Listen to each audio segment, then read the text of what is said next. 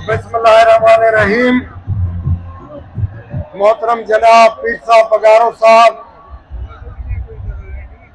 और स्टेज पे बैठे अकाबरीन हुर जमायत के साथियों, इधर हुरानी है, प्रेस मीडिया के दोस्तों, सोशल मीडिया के दोस्तों, नौजवान भाइयों, अस्सलाम वालेकुम। ये जो आज इज्तिमा इधर जमा हुआ है, ये इज्तिमा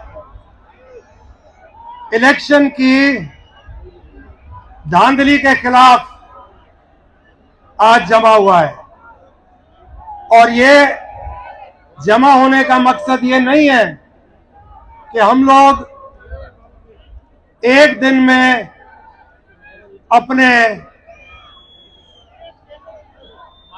जो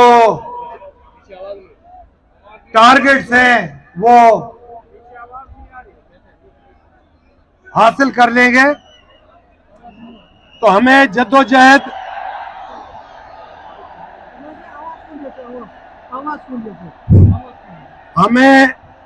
जद्दोजहद जारी रखनी है और इंशाअल्लाह ताला जब तक अवाम की मैंडेट, अवाम का लूटा हुआ वोट, उसका हक वापस नहीं ले सकते, ये जद्दोजहद जारी रहेगी।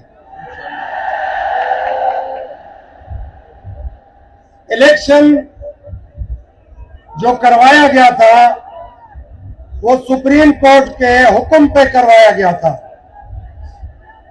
हम सुप्रीम कोर्ट की तरफ देख रहे हैं कि इस इलेक्शन को जो चुराया गया है उसका फैसला भी सुप्रीम कोर्ट सुओ मोटो लेके करे, बजाय इसके कि अवाम कानून की बालादस्ती हाथ से निकाल दे, ला कानूनियत फैल जाए, उससे पहले सुओ मोटो लेना मैं समझता हूं बहुत जरूरी है।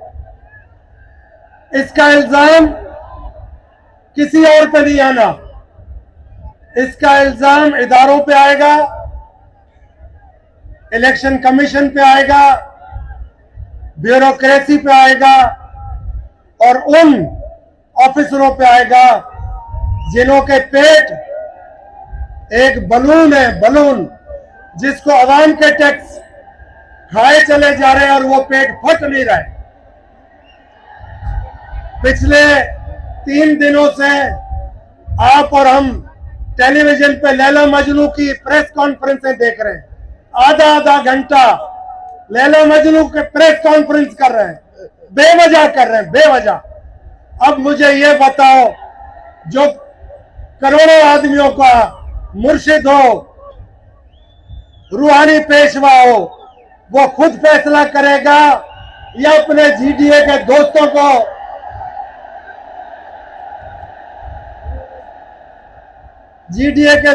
को इज्जत देता जरूर है।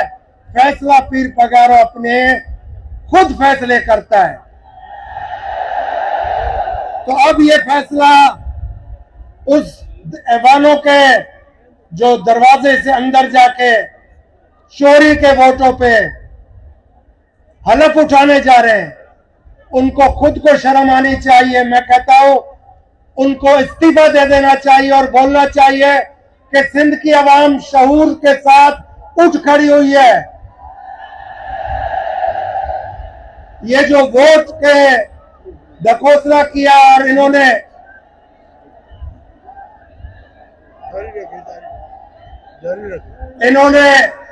जाली मैंडेट लिए, वो अब कबूल लेनी चाहिए और नए इलेक्शन के लिए खुद अनाउंस करना चाहिए। मैं एक और बात इधर कहूंगा कि लंदन से नारा लगवा के लाए थे, वीर मेरा कोड़ी चढ़िया। वो वीर मेरा कोड़ी चढ़ तो आया, कोड़ा लंगड़ा हो गया। अब वो घोड़ा को टाने किधर से थे? अब वो कह रहे हैं हमारे पास मेजॉरिटी है, मगर वो मेजॉरिटी के बावजूद फैसला नहीं कर सक रहे, शर्म के मारे कि आए थे 2/3 मेजॉरिटी लेने, उनको सवा मेजॉरिटी भी नहीं मिली। तो उनको ही सोच लेना चाहिए, उनका सब कुछ बाहर है। ये गरीब आवाम का, पाकिस्तानियों का कोई, मैं नहीं समझता सुनने वाला अब है।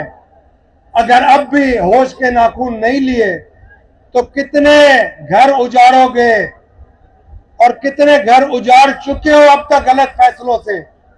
अब वक्त आ गया है, सही फैसला कर लो, वरना वो तो वक्त देखना पड़ेगा आपके बच्चों को, सबको, जो हम नहीं दिखाना चाह रहे, हम खुद भी नहीं देखना चाह रहे। हर चीज की हद होती है। इलेक्शन खुद करवाया, इलेक्शन की जगह सेलेक्टेड नोटिफिकेशन निकल पड़े, वोट नहीं पड़े, वोटों की जगह पे नोट पड़ गए और इलेक्शन के रिजल्ट बदल गए। मगर फर्द वाहिद को यह सोचना पड़ेगा कि मैं जवाबदेह हूं 25 करोड़ अवाम का, तो अब उसको 25 करोड़ अवाम का फैसला सुनना पड़ेगा। ये फैसला साफ है कि आप दूध के लिए बिल्ले को चौकीदारी नहीं दे सकते हो। इस वक्त माशी बहरान है पाकिस्तान में। इस माशी बहरान के लिए आप दागियों को कैसे लाके सर पे मुसल्लत कर रहे हो, और इन दागियों को कोई नहीं कबूलेगा। इन दागियों की वजह से ही तो अवाम उठ खड़ी हुई है। अल्लाह का शुक्र है, एक पीटीआई के नौजवान, एक जीडीए के नौजवान, ये दोनों मुक्त बन गए और इंशाअल्लाह मुस्तकबिल इन्हीं का होगा। हम आप सबको गुजारिश यही करेंगे, नज़्म व ज़ब्त हमेशा अपना दिखाया करें, ईमान की सलामती होनी चाहिए और कोई ऐसी अफवाहों पे अमल ना कीजिएगा जब तक तस्दीक ना हो किसी चीज की। मेरा ईमान है अल्लाह ताला में, इंशाअल्लाह आप लोग सुरखरू होंगे। आप लोगों का जज्बा, जोश आज का देखने के बाद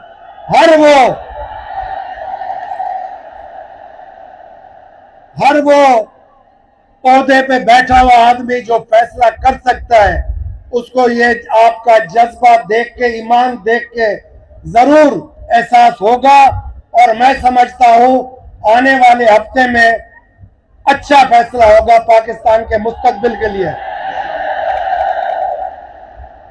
सूरे बादशाह ने कुर्बानी दी थी इस खित्ते की आजादी के लिए। उस आजादी को रायगा जाने का मैं नहीं समझता कोई आसार नजर आ रहा है। सिंधड़ी सूरन में हुजे और असां सुता पिया हुजूं, इहो मुमकिन कोन्हे। तव्हां असली वारिस आहियो सिंधड़ी जा, तव्हां ई वारिस आहियो और इंशाअल्लाह तव्हां क़यामत ताईं तव्हां वारिस हूंदो।